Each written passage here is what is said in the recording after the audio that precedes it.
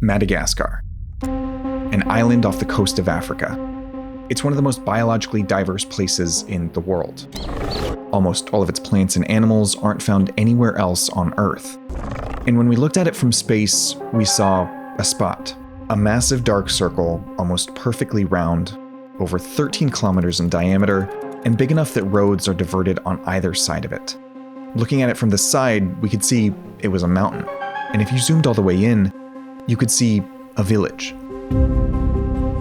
Nestled in the crater at its center, 8 kilometers from the closest labeled town on Google Maps, isolated in a remote part of a remote region of a geographically isolated country. It looked like it could have been there for generations, but if you looked backward through time, each year, it gets smaller and smaller. And before 2008, there was no one there at all. I wanted to try to answer one question. Why did these people move to such an incredibly isolated place? I was really starting from zero here. I didn't know anyone in Madagascar. I didn't know that much about Madagascar. But the question was, could we get in touch with the people living here just by using the internet?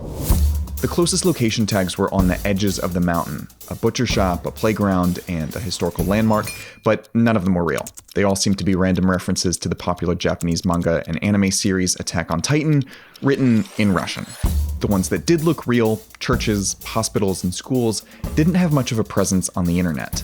So we looked at content that had been geotagged nearby, first on Twitter, using the coordinates of the village and a search radius.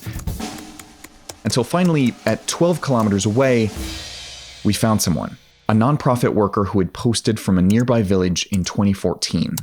We asked if he knew anything about the village on the mountain, but he never got back to us. On Instagram, we looked for pictures tagged in the nearest town, Antananarivo, and found an aid organization that had posted pictures taken there. We asked, but they didn't know. They'd never actually been on the mountain at all. And finally, we looked at geotags on YouTube, and there was a video. Geotagged right next to the village on the top of the mountain. But then it was just more Attack on Titan stuff, also written in Russian. After a while, it felt like the internet alone was not going to tell us very much. So we started reaching out to experts who had worked in Madagascar. Experts in agriculture. Vous voulez parler du cercle là? Je suis jamais allée dans la zone que vous pointez là, je ne saurais expliquer trop. And experts in biogeography. I don't know people working in that region, frankly. It's in the middle of nowhere. Madagascar is a country of almost 29 million people, slightly more than Australia, slightly fewer than Texas. And the majority of the country's population, over 60%, lives in rural settings a lot like this one. But this village was particularly remote. If you zoom out, the closest major city is a place called Siroanamandid, 18 kilometers away, with a population of over 44,000. At this point in the process, it felt like we might need to take a more drastic approach. Maybe we could hire someone to make the journey up the mountain to the village itself. Someone in Madagascar. That's how we met Lali. Hey, hi, Christopher. Lali runs a production company in Madagascar, in the capital city of Antananarivo. She was down to make the trip. She started to gather a crew, make local contacts, and figure out how to get from Antananarivo all the way here. They weren't exactly sure yet how they would get up to the village, or how they'd establish contact once they got there. Need the introduction to them from someone who's from the area. Yeah. But they knew they were going to have to do it in just a few days in the middle of Madagascar's hot, rainy season. And early one morning in January, they went. This is Lucina. She's going to be our guide. This is Yaz. He's an historian. This is Bull, our fixer. This is José, our very focused driver. And this is me, you know me already. As they approached the mountain, Lali sent us messages every step of the way.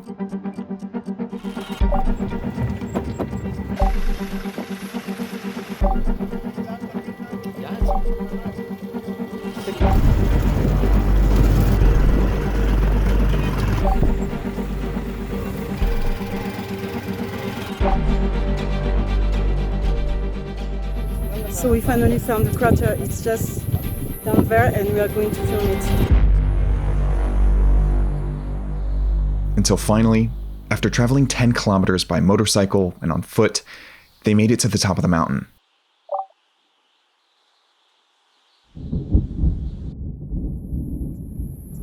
But when they got there, and were about to descend to the village in the crater, a massive storm appeared on the horizon.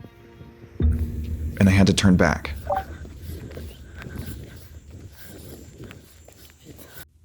They got extremely close, but making contact with the village would have to wait until the end of the rainy season, which was in May, 4 months away.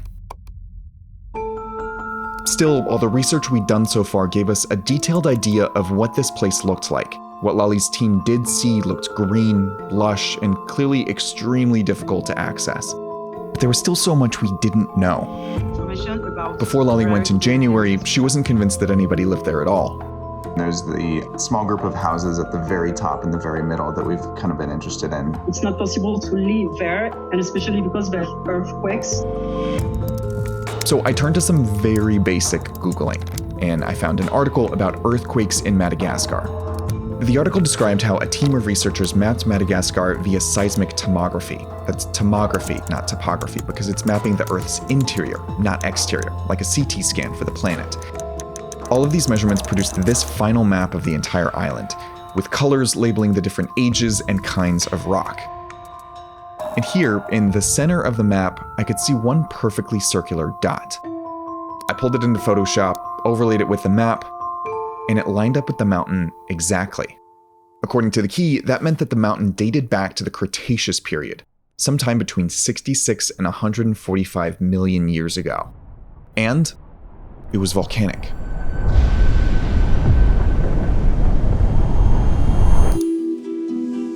This looked like a very, very extinct volcano, but we wanted to know for sure. So I started looking for a volcano expert from Madagascar who could explain it to me. And that led me to Salavra Haremeyev. Down. He showed me a map Can you see it? from a detailed geological survey of the area. That circular structure is actually made of rocks that form deep within the Earth's surface. It has been dated using uranium-lead geochronology dating techniques and is actually 90 million years old. 90 million years old. Older than Mount Everest, the Grand Canyon, Vesuvius. This thing was ancient. 90 million years meant that this thing had been extinct for a very, very long time. But that number was significant for another reason. That is actually overlapping on the India and Madagascar separation. Okay, Salavo was talking about this moment, right here, when India broke apart from Madagascar. Because these rocks are 90 million years old, it makes sense that the volcano might have something to do with this massive separation of continents. So we went looking for experts who knew more about the breakup of Madagascar and India. And we found Joe Meert, a geology professor who's written a bunch about the movement and formation of continents. This was a real crash course on volcanic geology, so I asked our motion designer Matt to help me make this a little bit easier to follow. Madagascar and India happen to be located beneath this really deep-seated mantle source. They're called plumes. When that plume reaches the planet's crust, it forms a hotspot. As Madagascar moved over the hotspot, it burned a hole through Madagascar and produced all the volcanics all over the island. As Madagascar's continental plate continued to move, those volcanoes were eventually cut off from the hotspot, and without a heat source, they cooled and collapsed. And then you're left with the plumbing system that was underneath that volcano. So that's what we were looking at, the collapsed remnants of a volcano formed by a hotspot that had broken up Madagascar and India. At this point, I had no idea what any of this might have to do with the village that we could see on Google Earth. But right about then, we heard back from another Malagasy expert we'd emailed. He sent us a link to mindat.org. This is like the Wikipedia of minerals and mines. And it had a page about the mountain, including its name, the Ambohibi Massif. Finally, we knew the name of this mountain that had been unlabeled on every other map we'd seen so far, and we could search for it. We found maps from 1899, 1903, and 1916, where the Ambohibi was always labeled as a lush forest, the only one for almost 100 kilometers. That definitely didn't seem to be the case anymore, but maybe these old trees were a clue. We kept looking, and we found old reports. One from 1933 said that at the highest part of the massif, there is a very open valley called by the indigenous Andronomangatsiaka, or where we find fresh water. Water. Maybe that's why the villagers chose to move there. The mountain's higher elevation meant that it got more moisture, feeding these streams that flowed down the mountain in every direction, and making the center a perfect place for a village to thrive. Then we tried to find reports that were a little bit more recent, and on Google Scholar, we found a 2012 paper about the origins of the Yambohibi. It covered everything from the geochemistry to plate tectonics to microscopic images of its rocks, and it included rock samples taken right next to the crater village. The paper was written by a South African geoscientist named Ndivuo Cecilia Mukosi, and if she took rock samples from right here, when the village already looked like this, she had to have been in contact with the people living there. Mukosi was busy doing field research for the next few days, so in the meantime, we dug deeper into her paper, and it told us what the formation actually was: an alkaline ring complex. Alkaline refers to the chemistry of the magma. It's the kind of molten rock that appears when continents break apart, like Madagascar and India did 90 million years ago. I took this new term and looked at dozens more across the world. In Sudan, Egypt, Niger, Russia, Namibia, Zimbabwe, the United States, they were everywhere. A whole planet covered in circles, the remnants of long extinct volcanoes. I wanted to talk to someone who could tell me why a community of people would want to live on top of an alkaline ring complex. So I went looking for the most famous researcher of the most famous alkaline ring complex out there. That's when this caught my eye. The Richat structure, also called the Eye of the Sahara. It's an alkaline ring complex in Mauritania surrounded by conspiracy theories, even on Google Maps, where it's littered with comments saying that it's the site of Atlantis and that nobody knows what it is. But geologist Michel Jabrac does know what it is. He's done tons of research there and even helped get an illustration of it onto Mauritania's currency.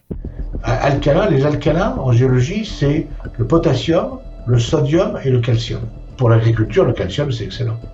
Ce qui veut dire que je ne serais pas surpris que la ferme elle se place au milieu parce que les roches sont plus calcaires dans cet endroit-là. Ça, c'est un bonheur pour une agriculture africaine. Parce qu'on a de l'engrais sur place, tout simplement. Soil. Maybe that was why they moved here. This alkaline ring complex formed when continents broke apart, left behind a valley with remarkably fertile soil. There was one last person who might know something about the community living on top of the Yambohibi complex, Ndivuo Cecilia Mukosi, the geoscientist who had studied it. When she was back from doing field research, we spoke. I was first or second person to map the Yambohibi complex and try to understand how it was formed. It's quite fertile, and so the area is good for agriculture.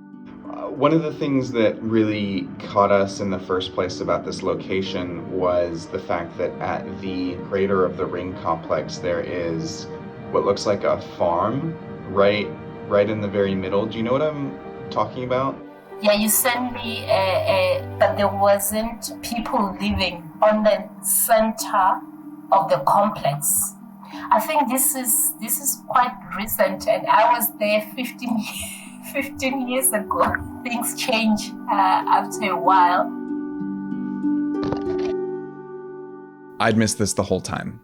Mukosi's research was published in 2012, but she had actually visited the Yambohibi 5 years earlier, in 2007, before anyone had moved here in the first place. So that was it. We'd been trying to learn about this incredibly remote village in an incredibly remote part of the country, and the one person who had formally studied it most recently had done so before the village even existed. We had all this research and we were stumped. But now the rainy season was over, and we finally had a chance to send Lali and her crew to make the journey again. Hi Christopher, we are leaving now, so we are heading to Tiamadit. We are now on the way. Lali brought a whole new team, including Rado Andriamanis, a filmmaker who captured scenes as they drove through the Madagascar countryside. of pineapple vendors, basket weavers, and rice farmers. We are 1 hour and 45 minutes approximately from Tirumandid. Tirumandid, the closest major city to the Ambohibi.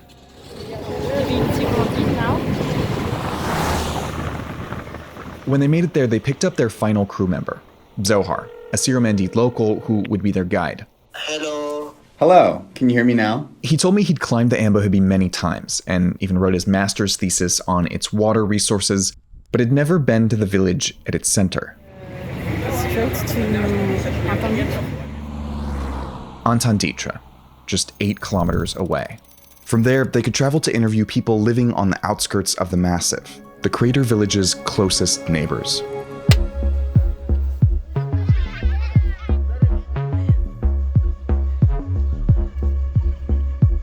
The crew asked them what they thought made this place special.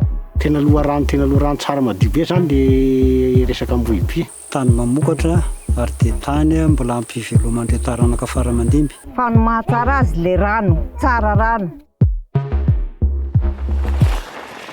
They'd met the people living closest to the crater village, but climbing all the way up the mountain would take a full day.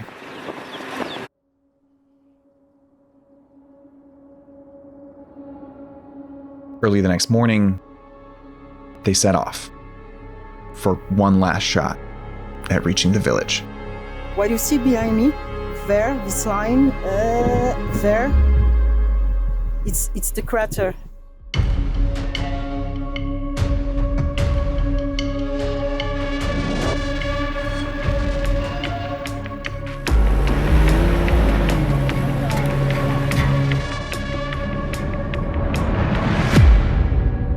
It's like in the middle of nowhere. It's a beautiful nowhere, but still.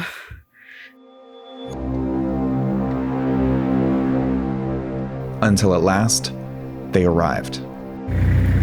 So we are now approaching the crater. And they saw the village, up close, full of dozens of houses, livestock, and people.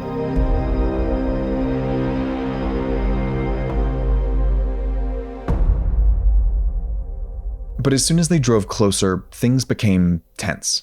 Some people in the village think that we are a team of spies coming to take them guilty for something. So we are waiting for someone to do the facilitation. We still need to wait. After 2.5 hours, one of the town's leaders came to talk. We finally succeed to find our facilitator. Ny anarako dia Mesera Samuel natoko fanomezantsoa. Trano eo amin'ny 50 tafo eo ary ny mponina eto zany hatramin'ny ankizy tonga amin'ny olon-dehibe mahatratra eo amin'ny 300 isa eo. Zay moa zany mpifindra-monina ny tonga eto dia mampifindra-monina anay izay somary efa tery ny toerana misy anay any Romania any. More specifically, they migrated from Manandriana, a district in the region of Amarone Mania in the central highlands of Madagascar, a journey of over 380 kilometers. Like the majority of people in Amarone Mania, the Ambohibi residents are Betsaleo, the third largest of Madagascar's 18 main ethnic groups, meaning they didn't just migrate to a new home, they also became an ethnic minority, now living in a place where the Marina people are the majority. It still wasn't clear why they chose this place in particular, somewhere so remote, until they sat down to interview Raza Finitiala, one of the village's elders. Nahatonga anay ny amin'ity toerana ity dia noho ny fikaramana fitadiavana vola zaho nandray dabokandro amin'ny patro tsy nisy rakotoary velo teo a Tirumandid dia nahita an'ity aho dia sy avy agny tanàna magnotany ahy ny dadan'ny reto ratoky dadan'ny ratoky tony amin'ny radany tsisy tany malalaka ve dia laza misy tany malalaka agny fahitana izy dia mety tsara satria vola malalaka dia zay nagnirianay azy dia zay navianay eto. And they gave it a name. Anoshbe Ambohibi. Anoshbe Ambohibi, or Big Island Ambohibi. Antony nahatonga ny anarana ho Anosy Be Abiby hodidin'ny rano atsimo avaratra ndraiky anatsinany. So we had an answer about why they lived here and why they had traveled all this way to live in a place like this. It was for the water and it was for the soil, but more than anything else, it was for space. And it's easy to see why. In the entire district of Siremendid, there are about 49 people per square kilometer.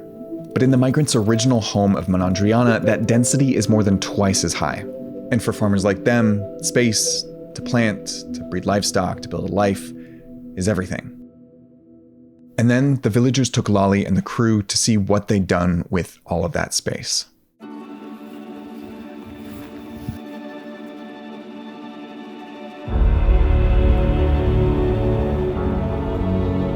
A massive field of hundreds of lemon and orange trees.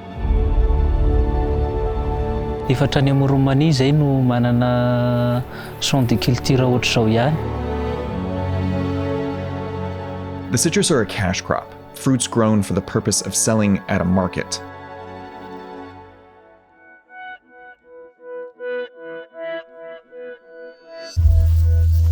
But to sell their produce at a market, they have to transport it down the mountain to Antananiditra, the same difficult journey that Lali and her team had just done. Nefa zavatra lalana 11 kilometra zany dia mahatsiaro sahirana kely mihitsy izay ponina eto le haratsindalana zany na resaka moto na resaka fivezivezena moto sy ny tomobile zany somary sahirana mihitsy izay eto.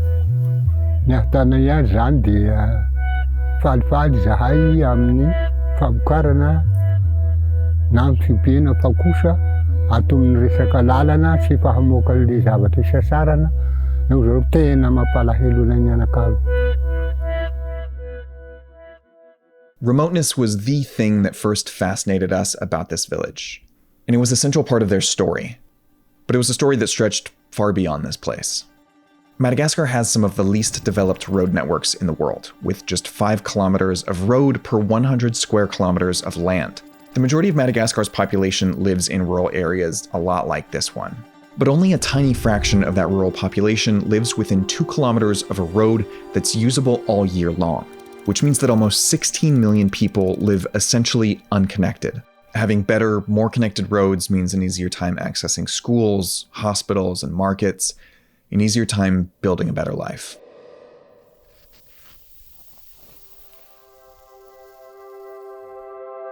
Hey, hi Christopher, how you doing? We've been to the crater finally. They live in a very, very, very remote area because this is like the center of the crater. And the way they live in the middle of the crater and they can sustain themselves, it's amazing. But to access there, it's not an easy life.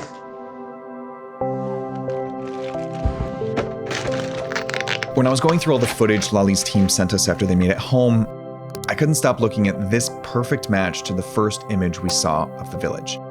And it struck me. Apart from a few photos taken with cameras hundreds of kilometers up in the sky, there's basically no record of Anoshbe Amboibi anywhere on the internet. Until right now. With the internet, we can look at just about any part of the planet. Some of the places we find might be made up, or might be surrounded by conspiracy theories instead of facts. And some we can't learn much about at all without showing up, asking questions, and letting the people there tell their story.